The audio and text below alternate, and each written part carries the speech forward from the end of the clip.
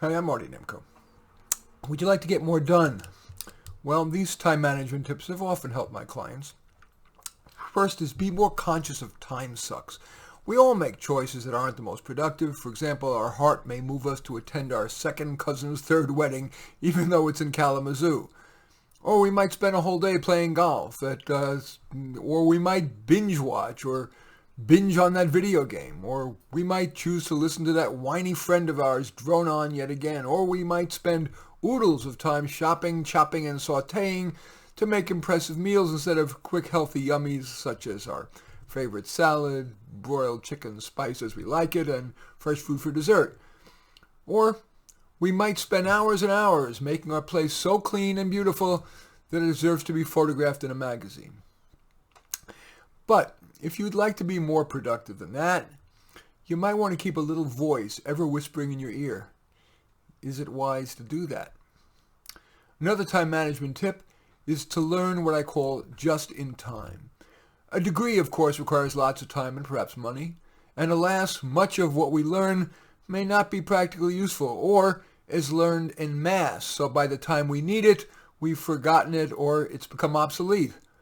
Of course, credentials often help our career, but the price in time, as well as often money, is often not worth it, especially if instead you keep learning on a just-in-time basis. When you need to learn something, ask a coworker, read an article, watch a video, attend a webinar, take a day-long intensive, take an individual class. If you need proof of your learning, log your learning activities and major learnings and present those when you're requesting a salary increase or in applying for a job. Another time management tip is what I call the simple system. A calendar, whether it's on your computer or your phone or in one of those engagement booklet engagement calendars. For your scheduled appointments, you use that. And you use a memo cue that you'd keep on your desk for the not time-defined task that you want to do today, maybe tomorrow. Of course, you check both throughout the day. And if you'd like to use a project management tool, Trello, Trello, keeps track of what you, and if you wish, your teammates are doing. Another time management tip is what I call the gas pedal. We tend to do tasks on cruise control, and without even setting the speed. Key to making the most of our time is to consciously decide whether we need to do a task pedal to the metal, that is quick and dirty, or just tapping on the pedal, which would be slowly and thoroughly. Another time management tip is what I call the 1-minute struggle. In doing a task, when you reach a hard part, after 1 minute without progress, decide whether another minute is worth it, whether to get help, whether you can do the project without conquering that roadblock, or whether you should go on with the project and later, with the benefit of having done more of it and with fresh eyes, take another crack at the problem. Have a sponge activity at the ready. We all spend time waiting in traffic or in supermarket lines or a doctor's office. Your phone contains activities that can usefully sponge up your waiting time. For example, Google or a Safari search, use that to find a helpful article or video, or read or listen to a podcast or an audiobook. As I walk my doggy, I usually bring a problem that I need to think about. Another tip, hire a personal assistant.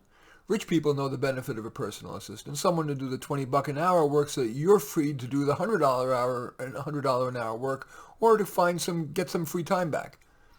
Many not rich people might also be wise to hire a personal assistant, if only for a few hours a week, to handle errands, child pickups and drop-offs, domestic chores, waiting at home for the repair person, and so on. And finally, should you shadow an efficient person? Maybe have him or her watch you for an hour or even a day. Are you not sure how to manage your time better? If so, then you might consider asking an efficient person, maybe somebody at work or otherwise, if you might shadow him or her, if only for an hour. It can be enlightening. Now, of course, sometimes we don't want to be efficient. We want to kick back. But when you'd like to get more stuff done, might you want to try one or more of these tactics? In any event, I do thank you for watching. I'm Marty Nemko. I welcome your thumbs up and accept your thumbs down. I always look forward to your comments and especially like it if you hit the share button below. Share on your social media so that my efforts can have broader impact. And I am flattered if you choose to subscribe to my channel. And in any event, I do thank you for watching. I am Marty Nemko.